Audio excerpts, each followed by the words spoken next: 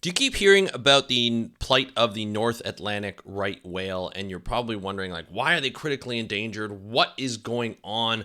Andrew, I've heard it on the podcast in the past, but I'm hearing from other places there's updates, there's deaths. What's happening with this population? Are we going to be able to save it? Well, this is the podcast for you. This is the episode you want to listen to because I have Oceanic Canada's campaign director, Kim Elmsley, who's on the podcast today to talk about the plight of the North Atlantic right whale and what we can do to save them. So that's on this episode of the How to Protect the Ocean podcast. Let's start the show. Hey everybody, welcome back to another exciting episode of the How to Protect the Ocean podcast. I'm your host, Andrew Luen, and this is the podcast where you find out what's happening with the ocean, how you can speak up for the ocean, and what you can do to live for a better ocean by taking action. And on today's episode, folks, it's Ocean Week. First of all, I just want to say Happy Oceans Week. As you know, if you've been listening to these podcasts for quite some time, or even just last week, every day is Oceans Week on this podcast. Every week is Oceans Week. And this is something that, we celebrate every year. We remind people that the oceans are our lifeblood. We use every second breath. Every second breath is dependent on the ocean, the oxygen from the ocean, and they're in trouble. And we need to work with each other to make sure that the ocean is protected. And so that's what we do here is we try and make you aware, just like I said in the intro. We try and teach you how to speak up for the ocean, and we do things to act for the ocean and to live for a better ocean. And today on the program we have Kim Elmsley, who is from Oceanic Canada, and she's a campaign director, and she is here to talk to us about the North Atlantic right whale, the plight of this critically endangered species in the U.S. as well as in Canada because they cross borders. Yes, that's right. A lot of ocean species do not recognize borders. They just go right across the ocean, and they don't go through customs. They don't do anything like that. But these North Atlantic right whales are in trouble, and there's two major issues that are contributing to the deaths and the decrease in population. That is fish gear entanglement and ship strikes, and both of them are prevalent. They both have solutions, and the solutions are being worked on, but maybe not fast enough. We don't know. We're going to talk to Kim today to get her opinion and to get sort of like an update on the history of what's been happening and how many right whales we've had in the past and what's happened to them and why have they gone down so much and especially over the last 20 years. And we're going to be able to kind of figure that out and be able to talk about it. So you can talk to your friends and family about it. You can talk to your colleagues about it and be able to say, hey, I learned something today. We need to help these whales out. Before we get into the interview, I want to talk a little bit about this ocean app that I have. It's called the Speak Up for Blue app. I'm designing it with the designers as we speak. And I'm very excited. This is going to be a place where we can all get together. So right now, I've been on all these different social media sites for the past 10 years, building up Facebook groups and things like that. And I'll have to admit, it's a lot to handle all at once. And I think for you guys the people who are part of these groups and the people who are part of this podcast and part of this audience, you kind of miss out on some things that I post in certain areas, like on TikTok or on Instagram or, in Facebook groups and LinkedIn groups and so forth. So I want to make sure that you get it all in the same place. So you don't miss out on any news. You don't miss out on any content. We're all in one place. We don't have to worry about different algorithms. You don't have to worry about not seeing my content. This is a place that I think will benefit myself to get the message out there, but also you who just wants to go on an app to check it out every once in a while, right? And spend your time learning. And I think that'd be really great. And seeing all the content that I produce here on How to Protect the Ocean, Beyond Jaws podcast, as well as other things that I do. So if you want to do that, you can sign up to be on the waiting list, and I'll give you updates as I go along. The link to go to that is speakupforblue.com/ocean app. That's /ocean app. So it's speakupforblue.com/ocean app. Just sign up for that. I'll give you updates, video updates, and so forth that you can check out. I'm super excited for you to be a part of this community and to launch this community. We're gonna have live Q&A. We're gonna have some. There's gonna be some premium options, but most of it's gonna be free, and you can just get all the different content that I produce, and some specific one just for the audience. So check that out. Speakupforblue.com/ocean app. That's APP. And here's the interview with Kim Elmsley talking about the plight of the North Atlantic right whale. Enjoy the interview, and I'll talk to you after. Hey, Kim, welcome to the How to Protect the Ocean podcast. Are you ready to talk about the North Atlantic right whales? Yes, absolutely. Thank you for inviting me. Wonderful. You see how I slowed down there just to make sure that I said it properly because I kept saying northern right whales. Well, I just wanted to make sure I got that done. Kim, it's a pleasure. It's a pleasure to have you on the show. I'm super excited to talk about the North Atlantic right whales and get an update. I've covered this topic before, but it was a few years ago, a number of years ago, when we had all those deaths in St. Lawrence, when the population started to come up to the Gulf of St. Lawrence, and we had the 12 deaths of either of entanglement or ship strikes, and we know that those are two big issues facing this critically endangered species, not only in Canada but in the U.S. And I know that Oceana Canada works with your counterparts, Canada in Oceana in the U.S.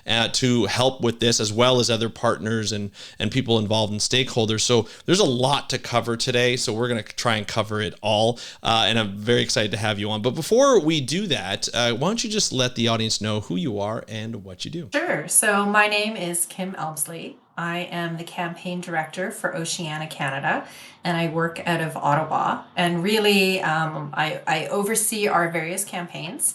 And what Oceana wants to do is we want to rebuild abundance in the oceans. So rebuild fish stocks, keep healthy whale populations. We want to protect habitat, and we want to stop, plastics and other things from getting into the ocean. So we have a vision of healthy oceans, and that's my job. And that's a lot.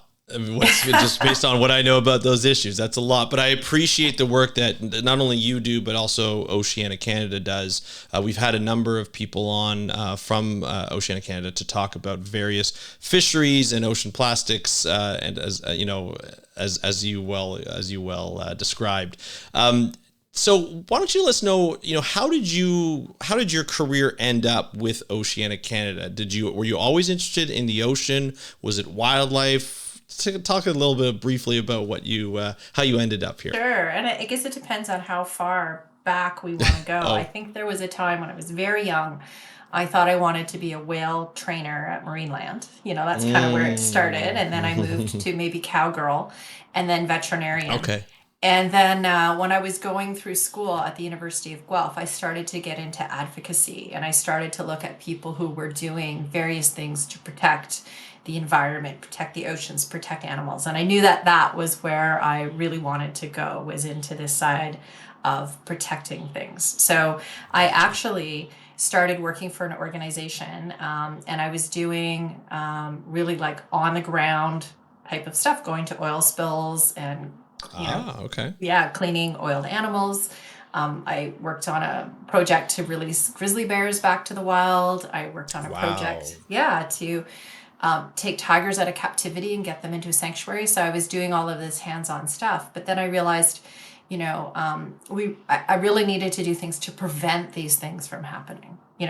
What could we do to stop this? What laws could be changed? What more could be done? And I worked on the right whale issue about 20 years ago, way before the whales even went into the Gulf of St. Lawrence. So so then my career kind of took me on this path. I worked on some farm animal issues. I worked on some companion animals issues. And it sort of felt like the oceans were so important because that's where so much life is. And, it drew me to Oceana and the team there that's really focused on, policy change, on changing laws, and what we can do in that legal framework to make permanent, hopefully somewhat permanent change, to enhance ocean conservation. So it sort of feels like it's been all these sort of building blocks over time. Yeah. It's all led me kind of down this road to Oceana. Well, it's first of all, I am a 2001 grad of University of Guelph in the marine and freshwater the Department of Specialization. So we have that in common. It's you had quite the career that I think a lot of people would want, working with grizzly bears and rehabilitating animals. And I mean, obviously, some of these things are very difficult to see, cleaning oiled animals, rehabilitating a bear. assuming that this bear has been rescued for a specific reason, that it was in trouble, or it wasn't healthy as it could be in being in the wild on its own. So these are very difficult things to encounter. So obviously, I can see why you want to go on the active side, like the protection side, instead of the reaction side, and try and prevent instead of react.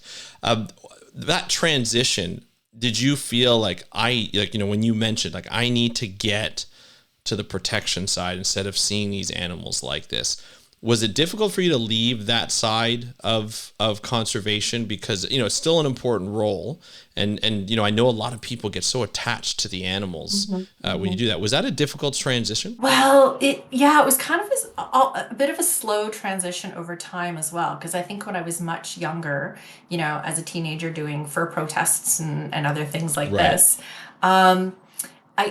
I didn't really engage in politics like a lot of younger people don't. You think it's sort of something that your parents level, or maybe I'm that age now. Maybe that's why I liked it. But as I got more involved in the political side of things and lobbying to change laws, and realizing that we do have a participatory democracy. We can engage in it. Everyday citizens can get involved and change laws for the better and make the world a better place, which I think is what most people, or at least I would think most people listening to this podcast and following you, want to do, right? We all want 100%. To leave the world a little bit better than we found it. And for me, changing laws was the way to do that. So the first law that I had worked on was some changes to stop this bilge oil dumping that was happening off the east coast of Canada. This is where vessels would just dump their oil as they were coming through Canadian waters, because the fines were tiny. And all of these seabirds, about 300,000 seabirds a year, were getting oiled and dying from this. So it was about the same size of Exxon Valdez. So I worked along with some Wait, I'm sorry. I have to interrupt you there. So this would happen every year? Every year.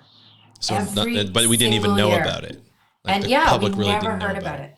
And a lot of these were like, they were kind of seabird puffins and guillemots and murres and these birds that you don't really see on land, but there was modeling that was done by scientists that were showing they were hauling out in fishing vessels and up on the oil rigs and stuff. And it started to become an issue. So we worked on some legislation on how the various governments or departments would have to work together as well. There was, we made an amendment to the law that there would be a minimum $500,000 fine if you were caught doing this, versus, at the time, I think the average fine was about $10,000. And to go into port and empty your oil, a big difference properly costs about $20,000. So why would you dump it? Like, why would you even go into port? You could just dump it. It was the cost of doing business, even if you got caught. So I think once I did that and realized, oh my goodness, I have the power to change laws for the better, stop these terrible things from happening. It's a little bit addictive. When you went from protesting to this changing of the laws, there are a lot of people right now who are protesting for a variety of different reasons, from human rights issues to environmental issues, all important in their own rights. There are some people who feel that, the people who protest think that they can change things. That's why they're out protesting. They want their voice to be heard. However, there are some people who are just like, they get tired. They get frustrated when they do all that work, and not just protesting and they're in the streets and they're, the protests where they riot and things like that. Protests where they engage with, higher levels of whatever that may be. Maybe these days, like universities, it might be government, or it might be a little bit of both. And they're trying to change. There's that frustration. And then there's working with an organization to change a law, just like you mentioned. Yeah. Did you ever feel that frustration when you were protesting, anti-fur, anti-oil, things like that? Did you ever feel that frustration? And was this sort of like, if you did, was this point in your life sort of the redeeming effect of, yes, I can change it? Yeah. Like, and I think every level of engagement and action is important. So whether you're protesting, whether you're hanging a flag of some sort in front of your house, if you're signing an online petition, all levels of engagement in the world around you and in issues you care about are really important. But for me, at the same time, that was happening, I was kind of watching some different movements go on. And one of the ones that I was really sort of motivated by was all of the bylaws that were starting to happen on smoking indoors. So right.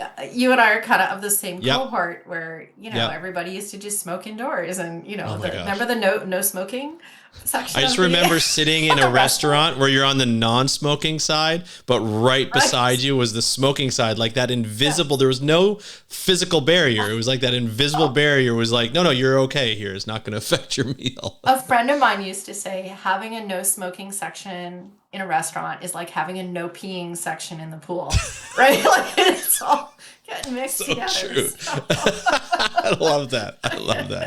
So, so I was seeing all of these bans happen, and a lot of it started at the municipal level that rolled up to the federal or up to the provincial level, and you kind of had a patchwork, and then eventually at the federal level, it was like, okay, well, we need to, ban smoking, and it was picking up, pace globally. So I think that also motivated me, for me personally, that, hey, I think I can engage in this, and I want to engage in a different level. I want to do the political advocacy. And yeah, so it was just, for me, it worked really well. Everyone is going to be different, in how they want to engage, but I'm really happy that in my career I was able to follow this path. That's awesome. I have one more question before we move on to why you were here and talking about the North Atlantic right whales. What kind of degree did you get at Guelph? Was it a science degree? Drinking degree. No, I'm just kidding. You went to Guelph. No, I didn't. So true. Yeah. No, I did psychology and zoology. So my dream had been, and initially I thought I would go into animal behavior. I spent I spent a summer studying killer whales in northern BC, and I thought, oh yeah, this is what I really want to do. Like being out in the wild, it's so great. But let me tell you, 12 hours of looking at a whale that's like 1.5 kilometers away from you through a through a through a lens on telescope. Land. Yeah. Whew, like that was like maybe field work's not quite for me. So, but my degree had been in animal behavior. Yeah. That's what I thought I would move into and what I would do. So how do you, and I see this all the time. I see scientists moving into, jobs where they're doing campaigns, a campaigner of whatever degree that might be. I know at Oceana, you have fisheries campaigners, you have plastics campaigners, you have yourself, like, northern right whale campaigner, and here you are, campaign director. So this is the best person to ask for all the people who have just graduated or, graduate with a graduate degree. They've done a science degree. They want to get into conservation. They would like to work for someone like Oceanic Canada or, Oceans North or whoever it might be, some of the organizations that have campaign, jobs. How do you get the experience from going from a science degree to campaigns? Because although you need the science background to talk the talk, there are different skill sets that you need to be able to engage and be successful as a campaigner. How did you do that? How did you find, you've obviously had some experience in protesting and things like that, but how did you find that path to where you are today? Well, it's interesting because when people talk about that, how do I get a job at Oceana? How do I get to be a campaigner? It is one of those really challenging things to sort of tell people, because the people that I've worked for have had really diverse backgrounds, and the communications side of our organization, those people tend to have a background in some sort of literature, communications. We have a legal team, obviously they're lawyers. We do have a lot of scientists that we employ. They have a background in science. So, but the actual advocacy side, it's a little bit more of an art than a science. So, a degree in political science isn't necessarily going to help you. So I think it's a background where you do need, resiliency, a desire to win, a Right. competitiveness about you. You need to have, I think, all campaigners are eternal optimists. Like, even when all the chips are down and you think there's no way you can win, Yeah. you can still win. You're still the optimist. You still believe, or you're looking for another path. So I think some of it is partly who the person is, and what you like to do. We do get a lot of people that come into the organization through a science background. Maybe Yeah. they've worked they've done a master's degree with a professor who's a little bit more activisty that gets recommended into Oceana. And then from there, move on to the campaign side. You know, People who volunteer, sometimes they come up that way, or this is how they start to build up their skills. And sometimes, people might come into the advocacy side from a science background and say, actually, I sort of prefer the field work. Like this, I don't Right. really want to do this side of things and have to talk to politicians or think about how I'm going to, kind of develop key messages that people will listen to, or talk to the media. Like, I would much rather be out in the field. So, Right. you kind of have to go back and forth as well to figure out what your skill set is, and what you like, and what you want to do, because it is all important, and it all rolls up into the same area. Like, even for when, I know we're going to talk more about right wells, but there's so much incredible science being done, and the advocates use that science all the time, so it's all important. Love that. Thank you so much for that, because I know a lot of the people in the audience. I have a lot of early career researchers and Yeah. early career scientists and conservationists who are asking me about that kind of stuff, and I didn't have that experience, so it's great to know Yeah. that you're able to be able to share that. So thank you so much. Now, with that campaign, one of your campaigns is to look after and fight for the whales who can't fight for themselves at this point, and that's the northern right Atlantic whales and North Atlantic right? No, was it North Atlantic right whales? Sorry, There you I keep go. saying that Yep. wrong. I'll get it sometime. And so I've updated through stories here and there, because it's sort of piecemeal stories.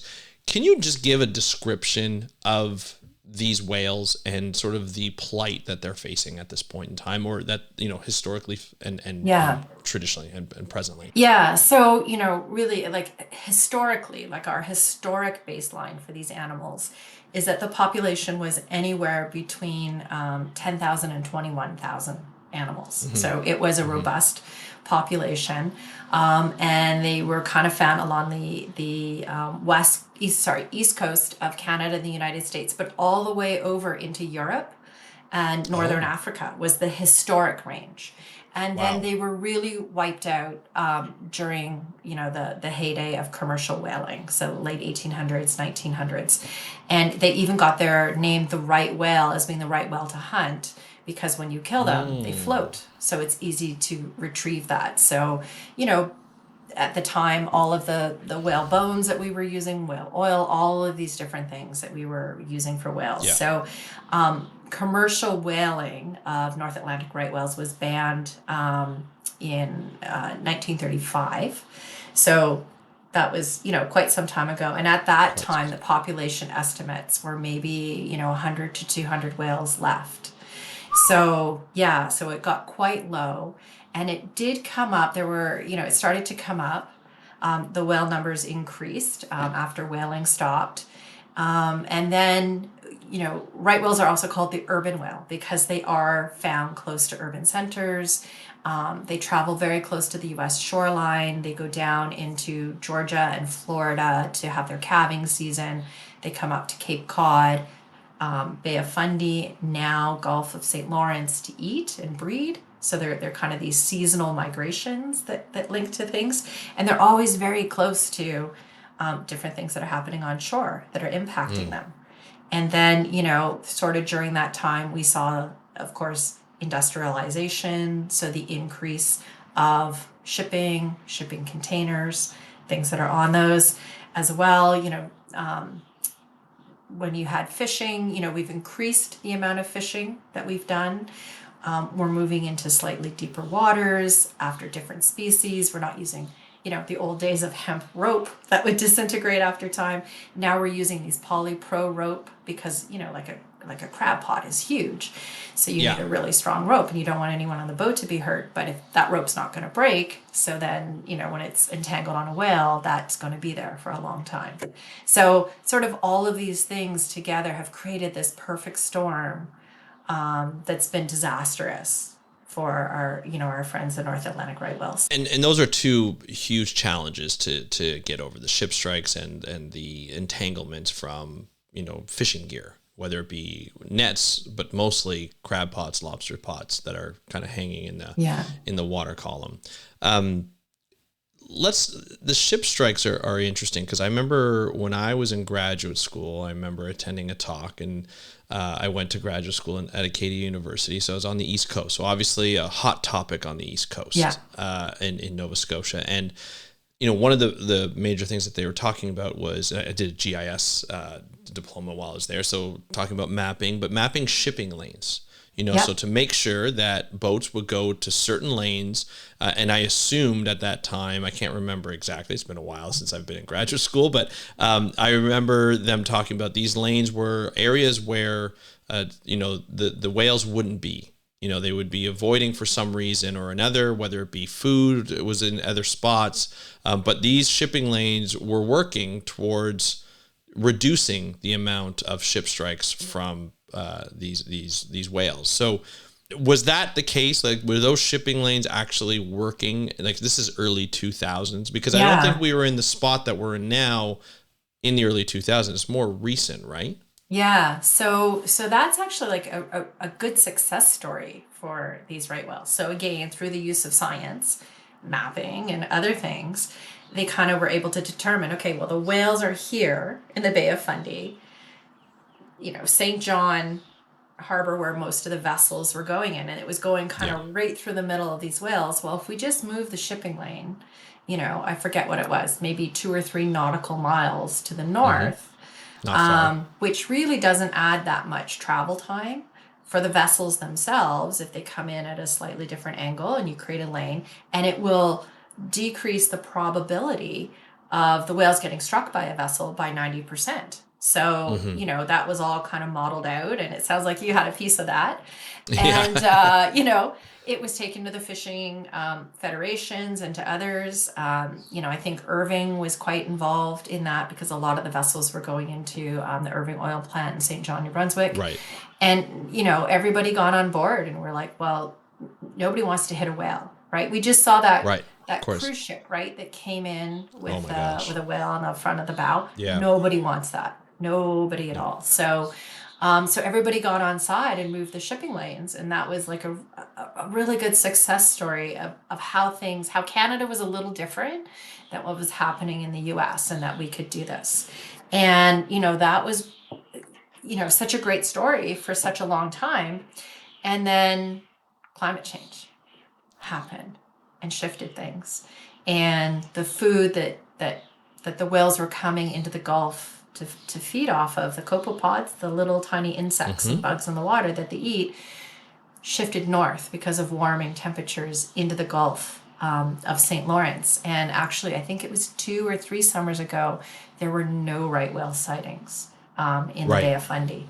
And I can remember going out to the Bay of Fundy, out to Grand Manan Island, with a different project that I was working on out there. And, some of the whale watch boats would go out, and in the distance, they had counted, 60, 70 right whales together, like incredible. Yeah. And now none. That's a sight to see, isn't it? Yeah. Like, we're not talking 1 or 2, we're talking like tens, like 60, 70. It's amazing. Amazing. Yeah. And then this is how climate change has affected things. So so with that shift of the food source, that shifted where the animals go, probably into some of the paths of the current shipping lanes. And this is why it's important, and you can tell me if this happens, but this is why it's important for some sort of adaptive management style, a strategy, when we're talking about these conservation solutions is to say, okay, here are the shipping lanes for now, but these could change because the ocean is fluid and things happen, and we know climate change is a thing, and so things may or may not shift. Did that happen with the shipping lanes, or was there a delay in that moving those shipping lanes? I'm sure there's a lot of talks that have to go on and negotiations and so forth. Yeah. So in the Gulf of St. Lawrence, there was already a shipping lane, which was good. So that's kind of one of your baselines that you want to start. You want to get everybody on the same path, so that all the vessels, you can kind of control them. And also, fortunately, most of the whales were being found south of that path. So as long as everybody stayed in that path. And then there was a little bit of back and forth in 2017 when the emergency measures were first announced. I believe it was voluntary, and then they bumped it up to a full slowdown. So even the shipping lane was a mandatory 10-knot slowdown. And then, there's discussion that goes back and forth, because what becomes a challenge is that these vessels that are coming through, especially cargo vessels, they have to hit, the Port of Montreal, or where, if they're continuing on to, into the US, they have certain windows of time where they have to get in, unload, get out. And if all of a sudden you're slowing down for this whole entire way, then it changes your whole timeline, and you could be fined by your company where you're trying to get to. So there was sort of a back and forth of how can we make this work or not work, what's it going to look like? Now, what we were seeing, so as well, is that some vessels would slow down, some would not. So especially when you get into voluntary areas, we do find that they don't slow down versus a mandatory area. So it's still a little bit in flux of how this is going to look. But, we have been fortunate in that we haven't had a ship strike in Canadian waters that we know of for a long time. Not since 2019, but, after 2017 and all the measures went in, we had 2018 where it was like, okay, we're good. Like this is looking good. Yeah. And then 2019 hit, and it was again, like, another, I'm thinking it was another 9 whales that died in 2019. So I think 12 in 2017, none in 2018. And then you said, 9 in 2019. Yeah. So it became, another catastrophic year. Yeah. So, it's that we need to maintain these measures, both for shipping and for fishing, so that, we don't want to have another catastrophic year. So everybody just kind of holds their breath, I think, and hopes that, hope is not a management strategy. And to put things into a little bit of context here, like, you mentioned that at one point, there were tens of thousands of these animals, roaming, the Atlantic. Then it went to, I think you said it was under 1,000 at some point, like in 19. There were 200, and then it went back up to 500. This is almost in the early 2000s, right? We were around that.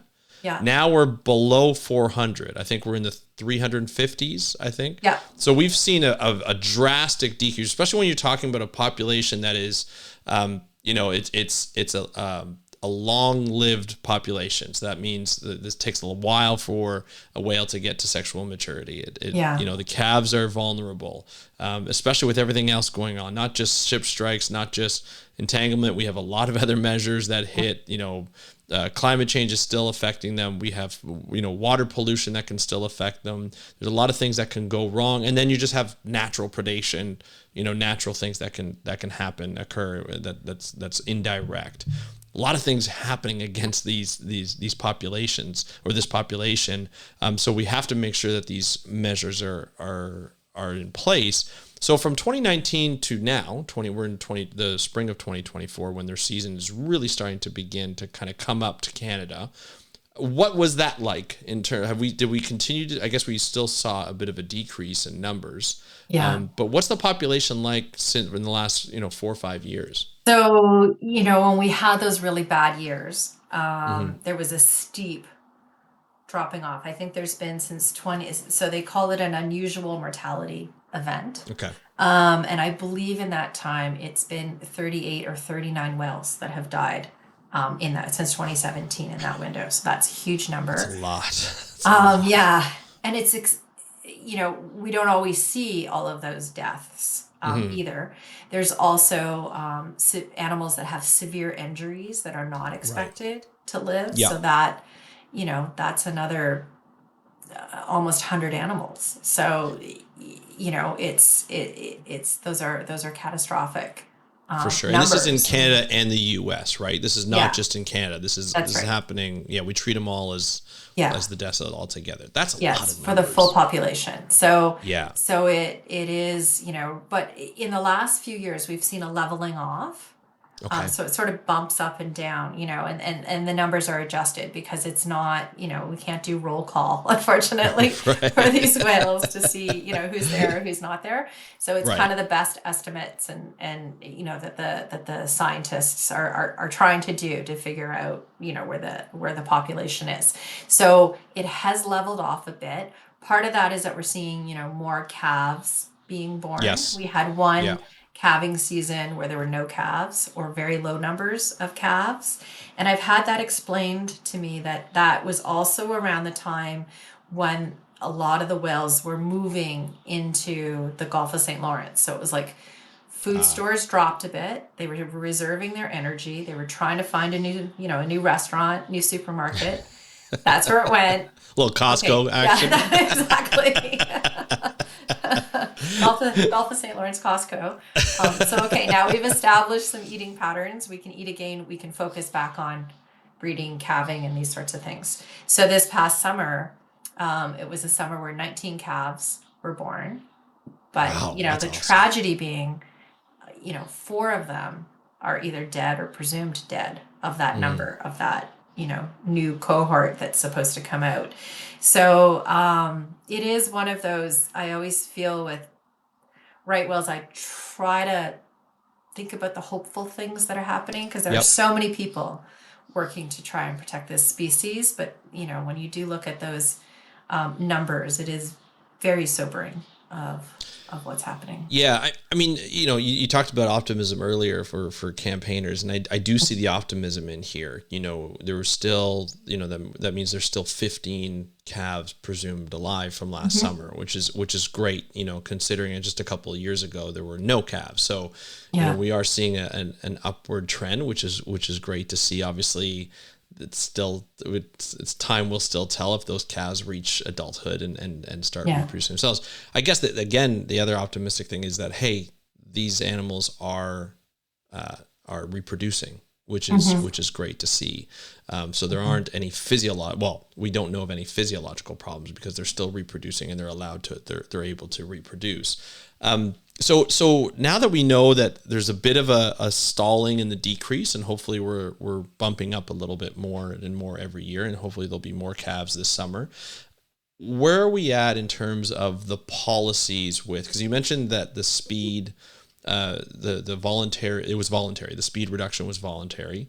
I know there's a push to make that more permanent Yes. during the season where these whales will be in the Gulf of St. Lawrence and other places within Canada. Is that still the push, and where's that within the Canadian government and the law? Yeah. So each year, the measures were announced both for fishing and shipping, kind of as an annual, measurement management strategy, and it's been fairly consistent. So with the exception of the shipping lane, most of the Gulf is under a mandatory slowdown. So when you get Okay. into the Western Gulf, there's a couple of seasonal areas that at the beginning of the year, at the end of the year, when the animals are coming in and out, those are also mandatory.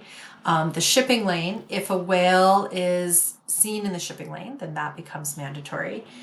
There's also an area to be avoided, which is kind of a box that's been drawn around where we have to predict, because whales, they don't necessarily do what they did last year. So you're always trying to predict based on last year's Right. information, because everybody needs some certainty, but at the same time, it might change. So, you need to be adaptive as well. So it's always a chicken and an egg kind of game. So, Yes.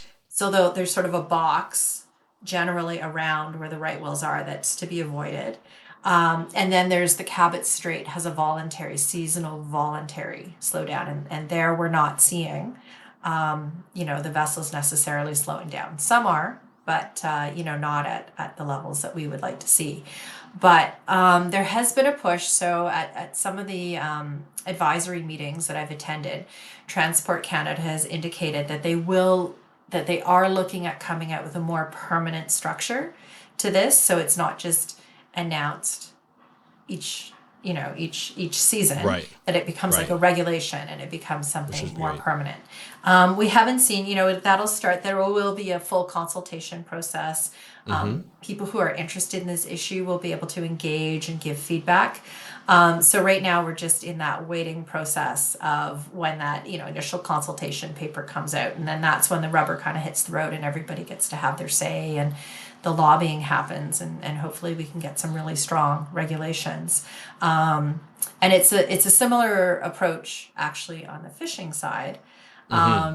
Last year, the government indicated that they would come out with a ropeless gear strategy, or called a whale safe strategy.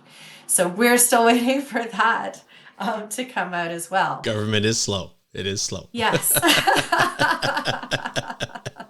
They're slow and steady, though. They're slow and steady, sure so that's good. They are working hard and feel that they're working hard. But yeah, from the outside, when you're the one waiting, it feels very slow.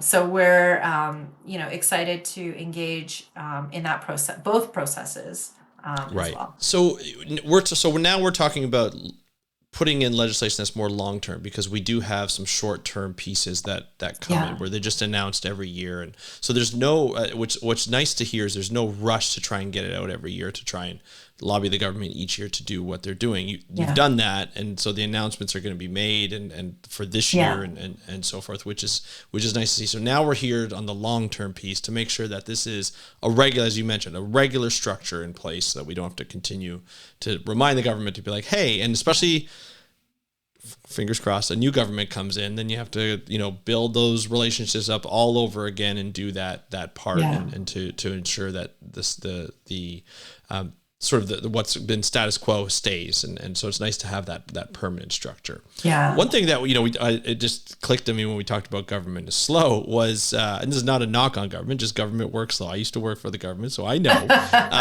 But about 5 years ago, the government put back and restructured the fisheries, the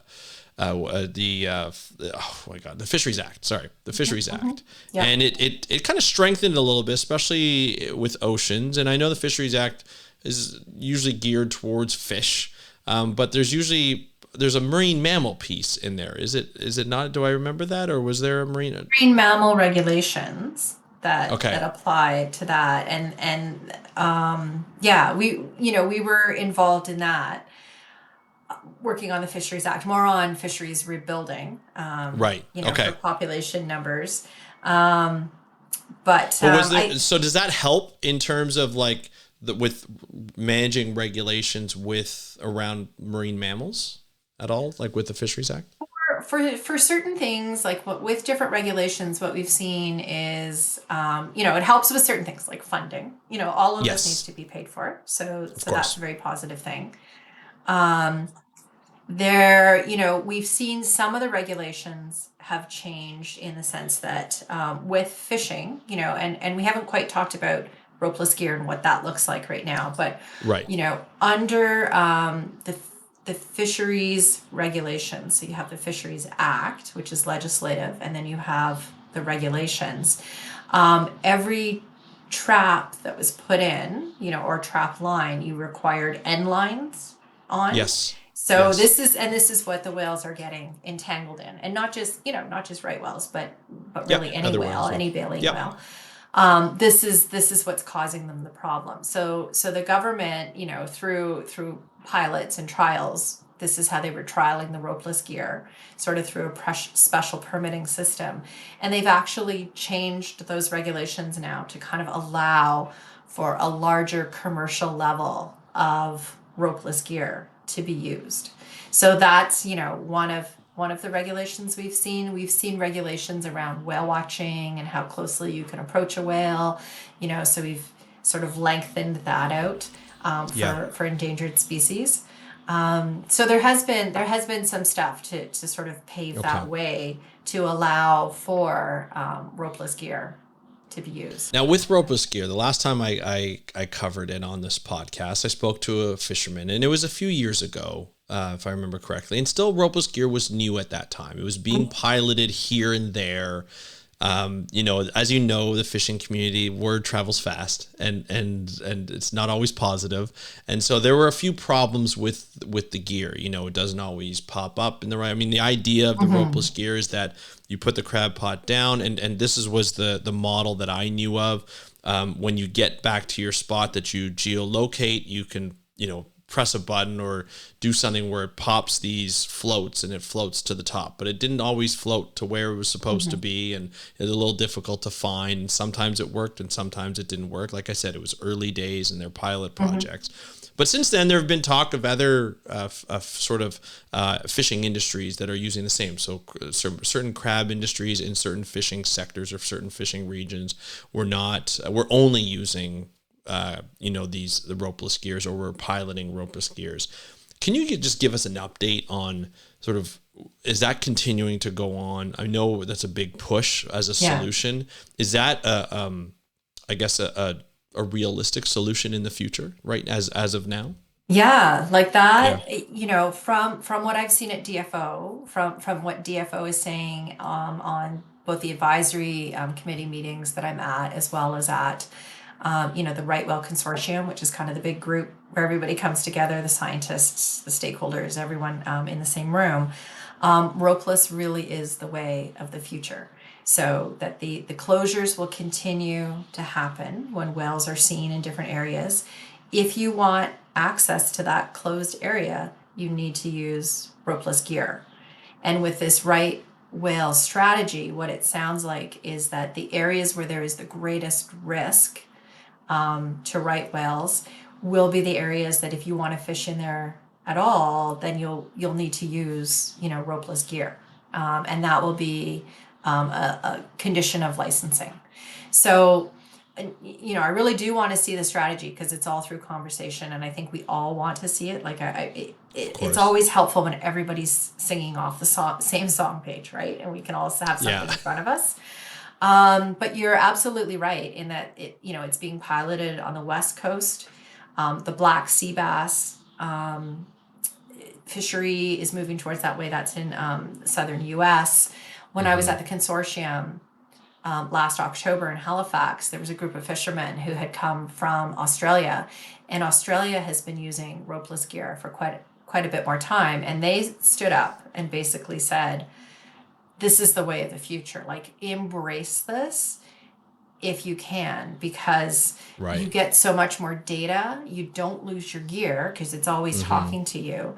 And, you get information on salinity, on what's in your trap. Like, should you pull it up now? What does it look like? So they were big advocates of it. And even last week, the week started with a story about some snow crab fishermen in Prince Edward Island, and there was a closed area, and they were able to swap out their gear for the ropeless gear and get in and fish it and fish it out. So I know transition can be hard, and I'm not the person who has to transition. So it's easy for me sitting here in Ottawa to say, well, this seems to make sense. But, when you look at the Marine Mammal Protection Act in the US, if we want to export fish, or, our fish, our lobster, our crab into US markets, we have to comply with the MMPA. And we can't have marine mammals as bycatch. And so there's a very real threat that we could lose in Canada access to those markets. And I'm watching right now it happen in Mexico, and a couple of other jurisdictions where the Americans are serious about this. So, it's one of those long-term solutions that's going to allow us to continue to fish, that whales and fishermen and fishing and all of this can coexist in these important areas. And the markets can coexist, because and it would help so much. It would help so much if you take out devastating if the U.S. were like, sorry, our markets are closed to you because of right whales. would be awful. So, well, and we're seeing the pressure already from, sustainable fishing apps such as, Ocean Wise, as well as Seafood Watch, that have kind of taken, lobster off of their green list, and in favor of protecting North Atlantic right whales. Sorry, and I think it's great. I think it's great to see that. So I think there's that push from an advocacy standpoint, or from a protection standpoint and a conservation standpoint. But there's also that push, like you mentioned, that it could be better for some of these fishers who are able to go in there to closed areas and use ropeless, and then even be able to track what's in there. I think that's a real benefit to a lot of some of the fishers that are coming up and coming, that maybe are a little more modernized and less traditional. And obviously, we need to change, and our behaviors need to change. So our gear needs to change along with that. And if it's a benefit to both, it might, like you said, there might be some few hiccups here and there, but I feel like working with both industry as well as, advocacy and government to be able to get, and science to get this going, the quicker the better for everybody, it sounds like, which is really positive to hear. Absolutely. Yeah. Awesome. Now, is there anything else that, we're kind of coming up to the end of of the interview here, but is there anything else that I missed that, you want people to know? I guess, the last question I'll ask really, but before I ask, like, is there anything else that we missed in terms of conservation efforts or solutions or anything like that? That's a good question. There is a lot going on, and I have to say that there is a tremendous amount of goodwill at the table. So there is there are so many projects going on that I'm seeing to try and protect whales. So even on the surveillance side, to try and figure out where the whales are. Right. There's a couple of interesting projects that we call them the whales from space, to try and use satellite imagery to detect where the whales are. And we're learning more, all the time. I think that the government needs to continue to fund certainly a lot of the good work that's going on the ropeless gear, on the piloting. There's gear lending libraries that are being run, so that, which is really good, which will help with the transition. And then the good folks that are out there that are doing the necropsies on the dead whales, that gives us so much information about what happened to this animal and what can we adjust. And then even the folks that are trying to do the disentanglement. So, I feel like we're, when people ask what more could be done, I don't really know at this point, because there seems to be so many people thinking about it and involved and engaged like I've never seen before. So, and innovative and creative. And, to talk about ropeless again, like the same as you said, back in 2017, it seemed like a dream. Yeah. And now we're here, and it's working. So which is great to see. It's really changed. So and it's great to see, people's minds changing on both, like, even from the industry standpoint, the fishing industry standpoint, as well as the conservation industry, and working together, because this could be the solution that could really help. So that's nice that it's trending that way. And I would just like to say for folks in the audience, like, there's a lot going on. It's very difficult to keep track of all the projects, but I will put the Oceana link to your program where you look at articles and post updates on the North Atlantic right whales. I would say to follow this podcast, because Kim, I'd love to have you back on to talk more about these wonderful animals and the conservation efforts that go along with that, and Oceanic Canada's role in that. What's next for you at this point in terms of the campaign? What's the next? Is there a project coming up or meetings coming up that you'll be attending to help with this? Yeah, so I think the two biggest things are waiting on these packages from the government. Right. So the ropeless gear strategy, what is that going to look like? How can we strengthen this and make it as best as possible? And this potential regulatory package for the government on the ship strikes. So those are sort of the two biggest things. And then, of course, our ongoing work to talk to, all parties, all members of parliament, outreach to all the stakeholders affected, so that we can keep the conversation going in a positive way, and that we can continue to find solutions. Fantastic. And what would you suggest, like, if an audience member is here and like gets really inspired by hearing you talk and says, I want to help out, what can they do to help out, one, as an individual, and then maybe scale it up as, part of a community or something like that? Yeah, like I think on that individual level, it's, like signing the petition, learning more about the whales, signing our petition online. Like that's kind of the first level of engagement because all those Yep. numbers do roll up, and parliamentarians see them. And if you're really engaged, depending on where in the country are, you could talk to your member of parliament, or write a letter to the Minister of Fisheries talking about how very important this issue is because they do take that seriously when they hear things from members of the parliament, especially if somebody takes the time to make a phone call or to write a letter, that is really valuable input. And then certainly once we know if there's a public engagement piece to the ropeless gear strategy, to the vessel strategy, then we will make sure that we put that on our social media so that people can also input into those processes. Kim, thank you so much for coming on the podcast, helping us out on just getting an update on what's happening, the history of what's been happening with these wonderful animals, and be able to the work that you do to be able to help protect them. And I feel like we're on a good trend with the North Atlantic right whales. And I hope so. I really hope so. It's thanks to you and all the other organizations that have helped out, including Oceana, not only in Canada but on the U.S. side, as well as the government and the industry and the shipping industry and the fishing industry. It's great to see everybody come together and all the people working on the projects to help them out. So thank you so much for coming on the podcast. Love to invite you back on to talk more these whales. Wonderful. Okay, love to be back.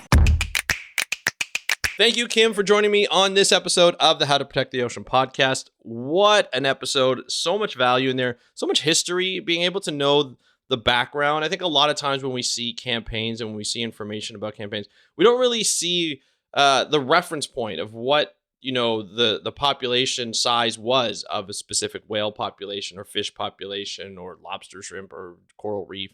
And we lose sight of that. We lose that reference point. And so when we continue to hear about its demise, we just kind of tell each other, well, what were they were before? I wonder what they were. So we really got a great history from Kim, and also looking, getting a present, what's happened over the last 20 years of recent past, and then knowing what's happening now, seeing how, it seems like the population is sort of stabilizing, but we're not sure. There are solutions, which is nice and optimistic.